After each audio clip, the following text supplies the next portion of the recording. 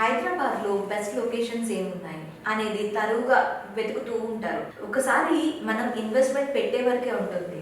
తర్వాత దాన్ని వెనకాతలు తిరిగి చూసుకోకుండా మనకి ఆ భూమి రేటు పెరిగే మార్గాలు ఎలా తెలుస్తాయి, అలాగే ఎక్కడెక్కడ మనకి ఇన్వెస్ట్మెంట్ పెడితే బాగుంటుంది డీటెయిల్గా చెప్పడానికి మనతో పాటు ఉన్నారు రాజేష్ రెడ్డి గారు, రియల్ ఎస్టేట్ ఎక్స్పర్ట్. నమస్తే సార్. నమస్తే సార్, మనకి జిహెచ్ఎంసి హైదరాబాద్, సికింద్రాబాద్ అలాగే సైబరాబాద్ అని చెప్పి కార్పొరేషన్లుగా డివైడ్ చేస్తున్నారు.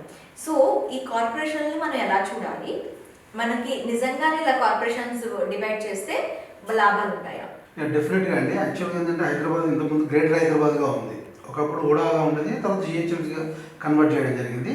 సో ఉడా ఉన్నప్పటి లిమిట్స్తో కంపేర్ చేస్తే జిహెచ్ఎంసీ 30-40% పెరిగింది. సో జిహెచ్ఎంసీ పెరిగిన తర్వాత కూడా ఔటర్ రింగ్ రోడ్ పక్కనటువంటి గతంలో ఉన్నటువంటి గ్రామ పంచాయతీలని గత గవర్నమెంట్ మున్సిపల్ కార్పొరేషన్గా చేయడము, దాని తర్వాత ఈ గవర్నమెంట్ వచ్చినటువంటి జిహెచ్ఎంసీలో యాడ్ చేయడం వల్ల ఏమవుతుందంటే ఒకే బాడీ కింద అన్ని మున్సిపాలిటీస్ ఉండడం ఒకటి అవుతుంది. అదే బాడీ డెవలప్మెంట్ వైజ్కి వచ్చినప్పుడు ఏంటంటే ఫోకస్ పెరుగుతుంది. సో ఇంత పెద్ద జిహెచ్ఎంసీలో మిగతా మున్సిపాలిటీ కూడా యాడ్ చేయడం వల్ల ఏమవుతుందండి, ఇక్కడ ఈ జిహెచ్ఎంసీ లోడ్ ఎక్కువవుతుంది. ఎందుకంటే జిహెచ్ఎంసీ చాలా పెద్దగా విస్తీర్ణం పెరిగింది, దాంతోపాటు లోడ్ ఎక్కువైపోయింది, ఎంప్లాయ్మెంట్ రిక్వైర్మెంట్ కూడా చాలా ఉంది. సో దీంతో ఏం చేస్తున్నారంటే గవర్నమెంట్ ఏం చేసిందంటే 3 సెక్షన్గా డివైడ్ చేద్దాం.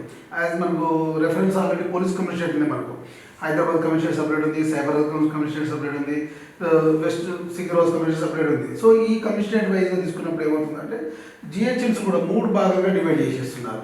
సో అప్పుడు సికింద్రాబాద్ను ఒక జిహెచ్ఎంసీగా, హైదరాబాద్ ఒక జిహెచ్ఎంసీగా, సైబరాబాద్ న్యూ సిటీగా ఒక జిహెచ్ఎంసీగా డివైడ్ చేయడం వల్ల ఏమవుతుందంటే హైదరాబాద్కు 3 మేయర్లు వస్తారు, ఇప్పుడు ఉన్నటువంటి కార్పొరేటర్ పెరుగుతారు, వార్డ్ మెంబర్ పెరుగుతారు, కౌన్సిలర్ పెరిగే ఛాన్స్ ఉంది.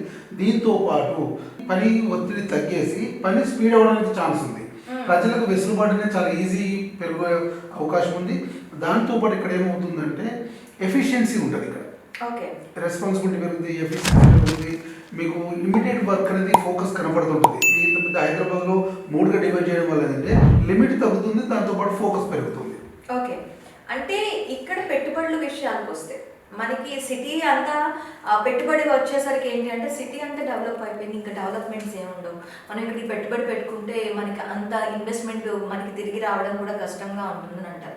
ఇది నిజమే సార్ అంటారా?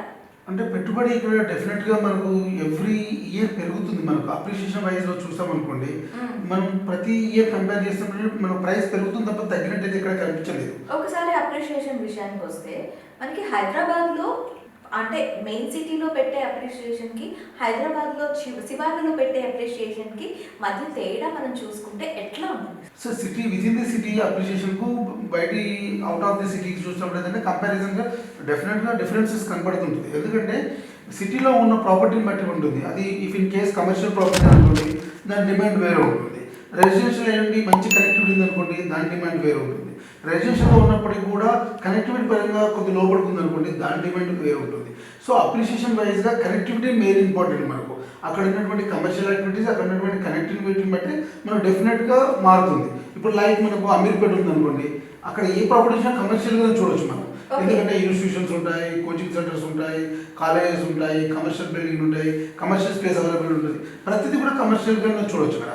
సో అక్కడ డిమాండ్ వేరు ఉంటుంది. లైక్ మనం లోపలికి వెళ్ళి భరత్ నగర్ ఒకటికి వెళ్ళే ఉంటుంది, దాన్ని అది కూడా రెసిడెన్షియల్గానే వాడాల్సి వస్తుంది. సో అక్కడ డిమాండ్ వేరు ఉంటుంది. కాకపోతే ఏంటంటే అప్రిషియేషన్ వైజ్గా చూసినప్పుడు సిటీలో బాగా ఉన్నప్పటికీ కూడా మీరు లాంగ్ టర్మ్లో చూసినట్టయితే శివారు ప్రాంతంలో ఇన్వెస్ట్ చేసిన ఇన్వెస్ట్మెంట్స్ ఎక్కువగా పెరుగుతాయి.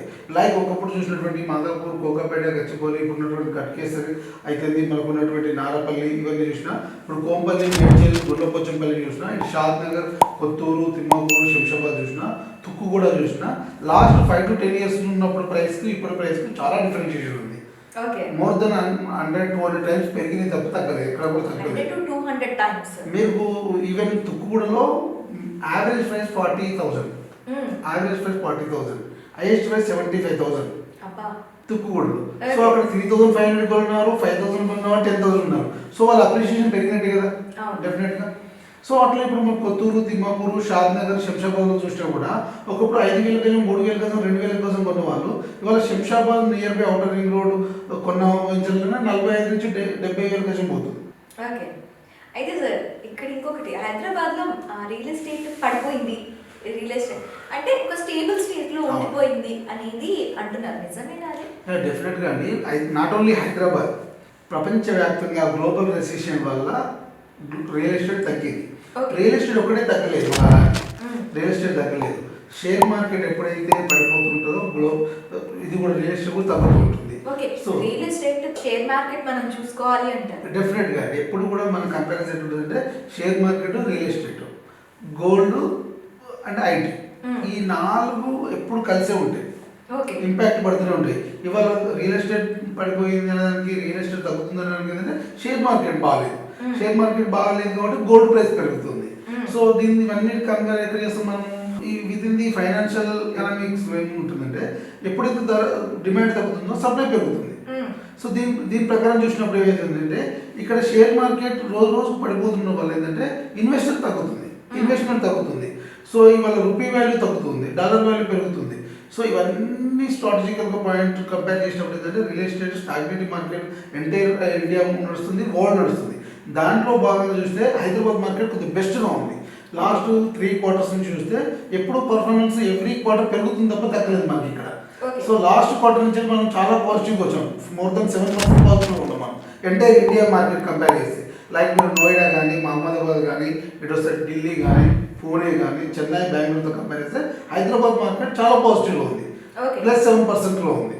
ఓకే, అంటే ఆల్ ఓవర్ ఇండియాలో తీసుకున్నట్లయితే హైదరాబాద్ రియల్ ఎస్టేట్ అనేది పెరుగుతుంది. పాజిటివ్.